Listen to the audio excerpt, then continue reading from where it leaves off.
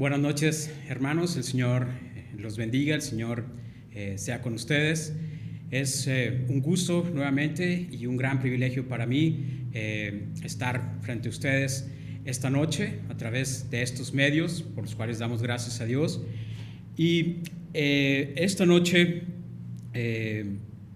llevaremos la palabra de Dios, reflexionaremos en un pasaje de la Escritura que se encuentra en el Evangelio de Marcos, capítulo 1, versículos 16 al 20. Con el favor de Dios vamos a estar reflexionando en este texto de la Biblia que se encuentra en el Evangelio según Marcos, capítulo 1, versículos 16 al 20. Dice así la palabra de Dios. Andando junto al mar de Galilea, vio a Simón y a Andrés, su hermano, que echaban la red en el mar porque eran pescadores. Y les dijo Jesús: venid en pos de mí, y haré que seáis pescadores de hombres. Y dejando luego sus redes, le siguieron. Pasando de allí un poco más adelante, vio a Jacobo, hijo de Zebedeo, y a Juan, su hermano, también ellos en la barca, que remendaban las redes. Y luego los llamó, y dejando a su padre Zebedeo en la barca con los jornaleros, le siguieron. Así dice la Escritura. Vamos a tener una palabra de oración para encomendarnos a nuestro Dios. Padre, Padre nuestro y Rey nuestro, Dios eterno, gracias te damos, Señor, en esta hora de la noche, Padre, porque eres bueno con nosotros, Dios, porque nos has dado vida, Padre, porque nos has dado la capacidad, Señor, de escuchar, Padre, tu palabra, de meditar en ella, Padre, y de conocerte a través de la misma. Padre, gracias te damos por este día, por este momento, Señor, en el cual podemos ir a tu palabra, Señor, para escuchar, Padre, tu voluntad hacia nosotros. Te rogamos, Padre, entonces que nuestros corazones y nuestros pensamientos sean abiertos y estén preparados, Señor, para recibir tu palabra, y que con la ayuda, Padre, de tu Santo Espíritu nos impulses, Padre, a poner en práctica estos principios y que podamos así honrar y glorificar tu santo nombre. Padre, te rogamos por los enfermos de nuestra congregación, por los enfermos, Padre, de nuestra comunidad, de nuestro estado, de nuestro país. Señor, te suplicamos por todos ellos, Padre, que tu misericordia sea con ellos, Dios mío, que si así es tu voluntad, Padre, pronto puedan encontrar el alivio, Padre, para sus vidas.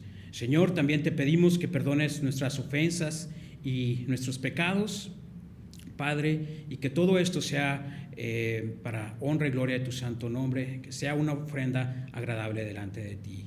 Te rogamos todo esto en el bendito nombre de nuestro Señor y Salvador, Cristo Jesús. Amén. He titulado a esta reflexión Los pescadores de Jesús, los pescadores de Jesús. Y vamos a estar meditando brevemente en este pasaje de la Escritura. Es el Evangelio según Marcos, capítulo 1, versículos 16 al 20. ¿Es usted un seguidor de Jesús? ¿Sigue usted los pies de Cristo Jesús? Cuando al realizar la tarea de evangelización, realizamos esta pregunta a los demás, generalmente escuchamos una gran variedad de respuestas. Muchas personas pueden pensar que el seguir a Jesús es sinónimo de creer en Dios, de congregarse con regularidad, de asistir puntualmente los domingos a la iglesia, de donar dinero a una buena causa, de hacer el bien o de ayudar al prójimo. Sin embargo, ninguno de estos argumentos responde bíblicamente a esta pregunta planteada, ni son prueba de que alguien está siguiendo a Jesús conforme a la Escritura. Aunque estas actividades que acabo de mencionar son generalmente practicadas por los creyentes y son buenas, no podemos decir que todo aquel que las practica es un seguidor de Jesús. La Escritura, sin embargo, nos brinda principios bíblicos que nos pueden servir de guía para seguir a Jesús. El Evangelio de Marcos, en este capítulo número 1, nos muestra a nuestro Señor Jesucristo comenzando a avanzar el reino mesiánico aquí en la tierra.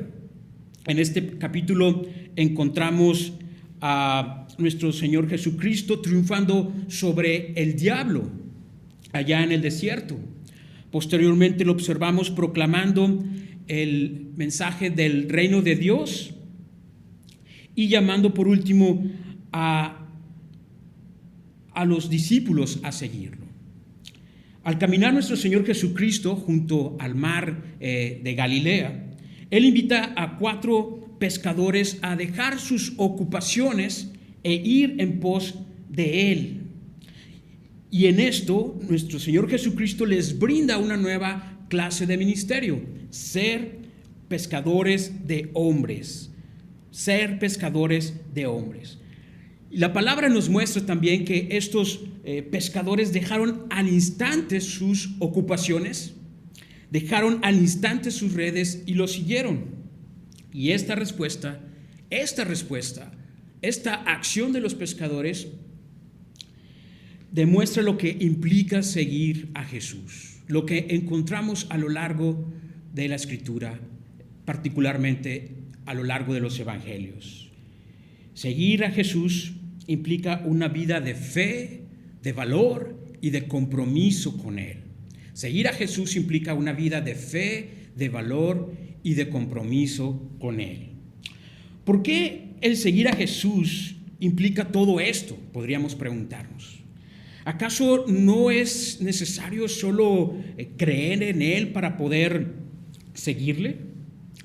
Bien, la Escritura nos brinda principios bíblicos que muestran que seguir a Jesús implica esto, implica una vida de fe, implica una vida de valor y de compromiso con Él. Es lo que nos muestra la palabra de Dios. El primer distintivo que nos muestra el pasaje de esta noche y los evangelios también es que el seguidor de Jesús es aquel que ha nacido de nuevo. El primer distintivo de un seguidor de Jesús es el hecho de que ha nacido de nuevo. Para esto, para nacer de nuevo, necesitamos confesar y arrepentirnos de nuestros pecados y creer en el Señor Jesucristo como nuestro Salvador y como nuestro Señor. Ser cristiano no se trata simplemente de ser mejores humanos, de tratar mejor a las personas o de hacer mejor las cosas cada día. Ser cristiano implica primeramente vivir una vida nueva, producto de la obra del Espíritu Santo en nuestros corazones. Esto lo explicó muy bien nuestro Señor Jesucristo cuando tuvo una plática con un hombre principal de los judíos llamado Nicodemo. De cierto te digo que el que no naciere de nuevo no puede ver el reino de Dios. Leemos así en el Evangelio de Juan. Ahora bien, al seguir a Jesús, tendremos que seguir también el ejemplo de la vida de oración que Él nos dejó. Tendremos que seguir también el ejemplo de la vida de oración que Él nos dejó. La vida de Jesús fue una vida constante, permanente de oración. Al leer la vida de Jesús a través de los evangelios, podemos observar que Jesús acudía al monte a orar y pasaba toda la noche orando a Dios. Este hecho fue un gran ejemplo para sus discípulos y para todos aquellos que lo seguían, porque por este medio Jesús les enseñaba lo importante que es la oración como ejercicio espiritual. Lo importante que era orar constantemente a Dios. La oración es esencial para Dios. Entonces invocarás y te oirá Jehová. Clamarás, dirá él, heme aquí. Así está escrito y así leemos en el libro del profeta Isaías. Así que para que la oración pueda ser una prioridad en nuestras vidas, debemos de desarrollar este hábito diario de pasar tiempo en oración, en comunión y en soledad con nuestro Dios. El iniciar y el terminar cada día en oración es un excelente ejercicio espiritual que nos ayudará a seguir los pasos de Cristo. Esto es importante porque quizá muchos problemas aparecen precisamente por la falta de oración. Quizá muchos de nosotros comenzamos el día pensando en las actividades que debemos desarrollar durante el mismo o los compromisos que debemos de cumplir. Sin embargo, aunque cumplir con nuestras responsabilidades y con nuestros compromisos es importante, es esencial y trascendental pasar tiempo en oración y comunión con Dios. ¿Por qué? Porque a través de la oración y de la comunión con Dios podemos pedirle su guía para nuestra vida, su protección y también su ayuda para ser obedientes a su palabra y ser sensibles a las necesidades de nuestros hermanos y de aquellos que nos rodean, y también de las necesidades de aquellos que no tienen a Cristo Jesús aún morando en sus corazones. Es por eso que necesitamos apartar tiempo en nuestro día para escuchar a Jesús a través de su palabra. Esto es fundamental para los seguidores de Jesús hoy en día, como lo fue para los seguidores de Cristo en aquel entonces. La cultura de aquel tiempo, en los tiempos de nuestro Señor Jesucristo, nos mostraba que la relación de un discípulo con su rabí o con su maestro iniciaba cuando el discípulo elegía al maestro bajo el cual deseaba estudiar. Era el discípulo el que elegía a su maestro. Memorizaba sus palabras, observaba sus modales, aprendía todo de él, pasaba todo el tiempo junto a su maestro. Se dice que el discípulo incluso dejaba su lugar de origen para estar junto a su maestro y aprender todo de él. Y cuando esta enseñanza culminaba, el discípulo entonces salía por su cuenta a poner en práctica, según sus intereses, lo que había aprendido. Sin embargo, este no es el caso de Jesús y de sus discípulos. No es el caso de Cristo. ¿Por qué? Porque Jesús introduce un ingrediente único al tomar Él la iniciativa de elegir a sus discípulos, a estos pescadores, para introducirlos a su ministerio, prácticamente desde el principio. Venid en pos de mí y haré que seáis pescadores de hombres. Leemos literalmente en la Escritura.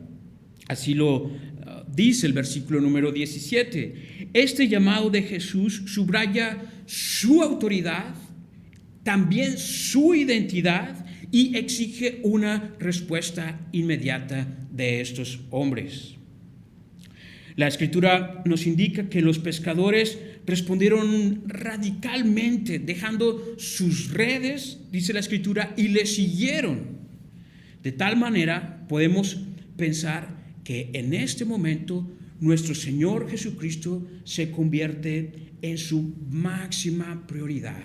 se vuelve la prioridad número uno para estos pescadores, por encima de sus ocupaciones y por encima de su familia. En otro sentido, ellos, los pescadores, se están rindiendo hacia su maestro, hacia nuestro Señor Jesucristo. De aquí podemos aprender que así como creímos en Jesús como nuestro Salvador, también debemos creer en Jesús como el Señor de nuestras vidas. Así como creímos en Jesús como nuestro Salvador, también debemos de creer en Él como el Señor de nuestras vidas. La Biblia nos muestra que este pecador, Simón, llamado aquí, más adelante estaría hablando con no pocos judíos varones, diciéndoles que a Jesús Dios le había hecho Señor y Cristo. Sepa pues ciertísimamente toda la casa de Israel que a este Jesús, a quien vosotros crucificasteis, Dios le ha hecho Señor y Cristo. Así lo leemos en el libro de los Hechos de los Apóstoles. Jesús es nuestro Salvador y Señor, y por eso debemos de seguir sus pasos, enfrentando con fe las dificultades de la vida, el dolor, las necesidades y las tentaciones como Él las enfrentó, siendo obedientes a Él y dejando en sus manos la consecuencia o las consecuencias de nuestra obediencia. El problema puede venir cuando intentamos seguir a Jesús con el pie derecho, pero con el pie izquierdo estamos siguiendo los lineamientos y los patrones de este mundo que son ajenos a la voluntad de Él y de nuestro Dios. No podemos seguir a Jesús con un corazón dividido. Es decir, no podemos seguir a Jesús con la mitad de nuestro corazón amando a las cosas de este mundo y con la otra mitad de nuestro corazón amando a Dios. El amor que debemos tener para Jesús implica todo nuestro ser, todo nuestro ser. Un amor sincero por Jesús afecta lo que pensamos, lo que observamos, lo que hacemos y hacia dónde nos dirigimos. Los evangelios nos muestran un episodio cuando unos hombres se acercaron a Jesús con el propósito de tentarle y de hacerle caer. Jesús le respondió a estos hombres cuando estos le preguntaron cuál era el gran mandamiento de la ley. Jesús, citando a la ley misma, le respondió: amarás al Señor tu Dios con toda tu corazón y con toda tu alma y con toda tu mente. Este es el primero y el grande mandamiento. Así que la Biblia nos demuestra claramente que amar a Dios es un mandamiento. Es un principio bíblico fundamental. Es un mandamiento eterno de Dios que podemos encontrar a lo largo de la Escritura. ¿Y de qué manera podríamos manifestar o demostrar nuestro amor para Dios? Una manera de mostrarle nuestro amor es compartiendo su voluntad o su mensaje hacia los demás. Si en realidad deseamos seguir a Jesús, debemos de compartir lo mejor y lo más grande que tenemos, que son las buenas nuevas de salvación. Si deseamos seguir a Jesús, debemos compartir las buenas nuevas de salvación, compartir el evangelio a los demás. Venid en pos de mí y haré que seáis pescadores de hombres, dice nuestro texto. En estas líneas podemos percibir que el llamado de Jesús incluye una promesa o un propósito para estos hombres. Y este propósito no solo sería para el beneficio mismo de estos hombres, sino para el beneficio eterno de aquellos que habrían de creer en Jesús por medio de estos pescadores, de estos hombres utilizados por Jesús. Jesús hace un brillante uso de esta metáfora de la pesca. Venid en pos de mí y haré que seáis pescadores de hombres. Nuestro Señor Jesucristo hace un uso brillante a través de estas palabras. Sabemos que el fin de la pesca, el propósito de la misma, al menos en los tiempos bíblicos, matar al pez, utilizarlo como alimento, o tal vez para su venta posterior, La pesca en aquel entonces, y particularmente en las villas situadas alrededor del mar de Galilea, era una actividad económica muy importante. Sin embargo, en la nueva pesca de Jesús, amados hermanos, los peces, es decir, los hombres, son atrapados para ser salvados de la destrucción eterna. Como dice un escritor cristiano, la pesca mata, sí, mientras que la nueva pesca de Jesús da vida y da vida eterna. A la luz de la certeza del juicio final, Jesús está enviando a sus seguidores a salvar ahora a muchos de un terrible final, a salvarlos del juicio final. El hacer discípulos, además, es también una parte de la gran comisión que Jesús nos dejó a nosotros, a su iglesia. Toda potestad me es dada en el cielo y en la tierra. Por tanto, id y haced discípulos a todas las naciones, bautizándolos en el nombre del Padre y del Hijo y del Espíritu Santo, enseñándoles que guarden todas las cosas que os he mandado. Así podemos leer, y así leemos al final del Evangelio de Mateo. Algo que podemos aprender de la pesca, en mi punto de vista, al menos de la pesca recreativa común en nuestro tiempo, es que vemos al pescador que captura a un pez, lo extrae del agua, lo toma en sus manos, lo observa, lo examina, para después liberarlo, retornándolo al agua. En algunas ocasiones podemos hacer lo mismo, en cierto sentido. Compartimos el Evangelio, hacemos la labor que el Señor nos encargó, compartimos el Evangelio a alguien más, y quizá esa persona confiesa creer en Cristo Jesús. Y el problema viene cuando liberamos y soltamos a ese pez, a ese nuevo creyente me refiero. En el marco de la pesca de Jesús, no solo somos llamados a compartir el Evangelio, sino también a enseñar los principios bíblicos, la palabra de Dios a estos nuevos creyentes. Y esto implica no dejarlos ir, tratar de estar cerca de ellos y enseñarles la belleza del Evangelio a estos nuevos creyentes.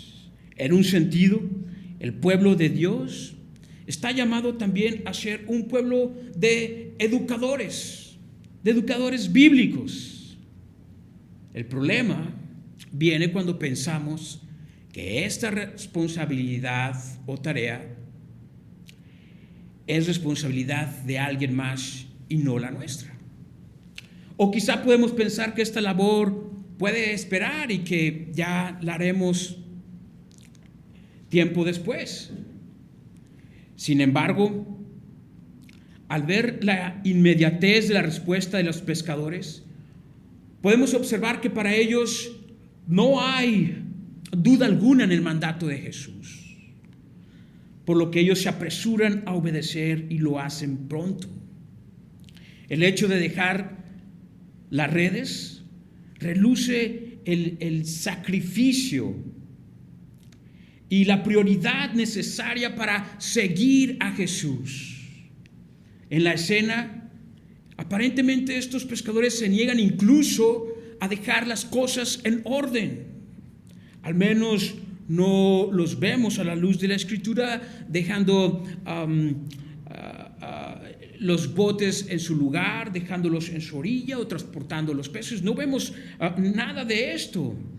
El llamado de Jesús implica una ruptura completa con un estilo de vida anterior hacia una rendición voluntaria, hacia un estilo de vida completamente nuevo, incluso un estilo de vida que implica sacrificio.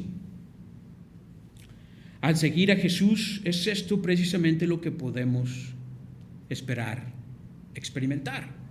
Al seguir a Jesús podemos esperar experimentar alguna forma de sufrimiento. Años más tarde, el apóstol Pablo escribía acerca del sufrimiento en su epístola a los Filipenses, porque a vosotros os es concedido a causa de Cristo no solo que creáis en Él, sino que también padezcáis por Él. Podemos ser rechazados, sufrir pérdidas financieras o incluso perder relaciones personales. Sin embargo, esto no debe impedirnos seguir a Jesús y compartir el Evangelio. Así que de este pasaje que nos narra el Evangelio, hermanos, podemos aprender que Jesús es el centro y la esencia del discipulado mismo, porque de Él aprendemos, siendo nuestro Salvador y nuestro Señor, nuestro Maestro, y a Él enseñamos a los demás. También podemos aprender que seguir a Jesús implica valor y compromiso con Él. Incluso en el compromiso está la parte del sacrificio a causa de nuestro Señor Jesucristo. El primer distintivo de un seguidor de Jesús es el hecho de que ha nacido de nuevo. Al seguir a Jesús, también tendremos que seguir el ejemplo de oración que Cristo nos dejó. Así como creímos en Jesús como nuestro Salvador, también debemos de creer en Jesús como el Señor de nuestras vidas. Y el amor que debemos tener para Jesús implica todo nuestro ser, amarlo con todo nuestro ser. Si deseamos seguir a Jesús, debemos también de compartir las buenas nuevas de salvación a los demás, llevar a Cristo a los demás, iniciando quizá por aquellos que están bajo nuestro cuidado, que están cerca de nosotros, a nuestra familia, a nuestros amigos, a nuestros vecinos, a nuestra comunidad, para así honrar siempre el nombre de Dios en nuestra vida. Al seguir a Jesús, también podemos experimentar alguna forma de pérdida o de sufrimiento, como tal vez también le sucedió a estos pescadores. Podemos decir sinceramente que estamos siguiendo a Jesús, que seguimos a Jesús plenamente. ¿Cuál de estos principios es para nosotros más difícil aceptar y practicar? ¿Cuál de estos nos cuesta trabajo llevar a la práctica? ¿Estaríamos dispuestos a pedirle a Dios que nos ayude a incorporar los principios bíblicos a nuestra vida a fin de que podamos seguir a Jesús más plenamente.